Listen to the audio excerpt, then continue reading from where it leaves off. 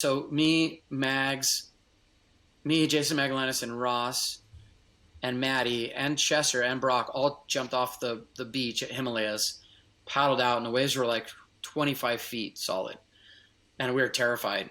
And the paddle out at Himalayas, as you know, sometimes on a big board it's hard to get out, right? And we were little kids, and so we get to the shore break area, like between there and Lonnie's, and it was like 6 to 8 foot, like top to bottom waves mushing through.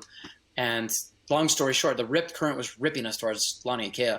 Chester got out, Brock got out, and me, Maddie, and Ross were like stuck. And I slipped through and got out, and those guys got pushed back to the beach. Those guys didn't make it out. And so all of a sudden I'm out there just with Chester and Brock without my peers, like without my group of young friends. Yeah. And we got out there and it was 25 feet. And we got out there. Chester caught like 3 or 4 waves in a row. I kind of sat a little bit on the shoulder, and then Brock caught like 2 or 3 waves in a row, and I hadn't caught a single wave. And I was really scared. And then a set came in, and I remember thinking like, these guys caught 3 or 4 waves already. I haven't caught a single wave. This is like, I'm starting to get embarrassed.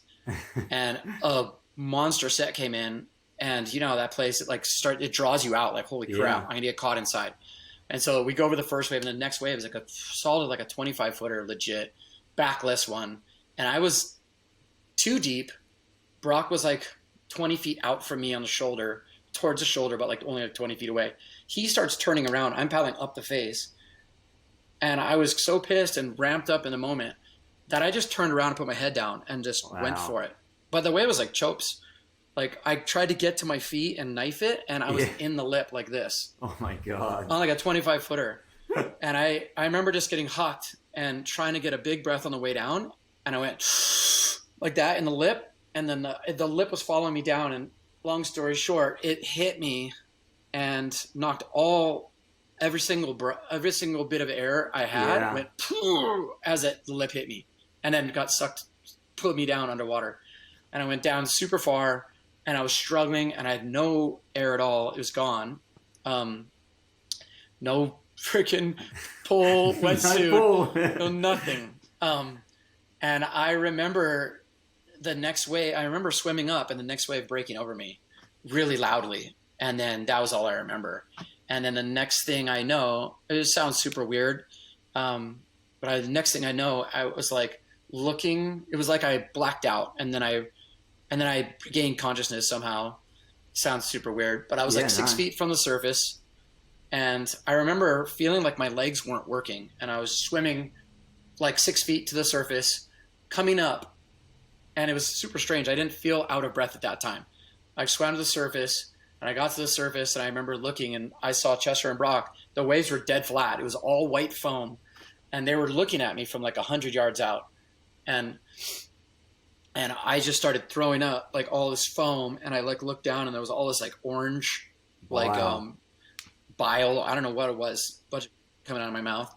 And I'd swallowed tons of water, and I was just like crying.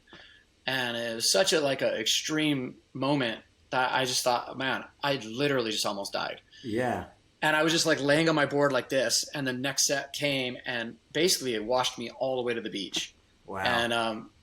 And Ross and Mags and Maddie were all there, and I was like crying hysterically. It was such a heavy situation. Then Brock and Chester came in, and I remember Brock had a big talk with me that night, a little bit later, and just said, hey, like, today you realized that you can die doing this. Like, we all get excited, we all get super, we all push each other out there, but this is the real deal. You can die.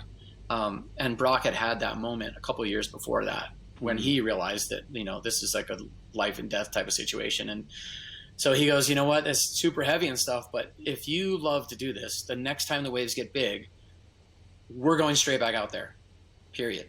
And so like 4 days later, the waves are 20 feet again. And the waves were good out there again. And we paddled out and had a really amazing session.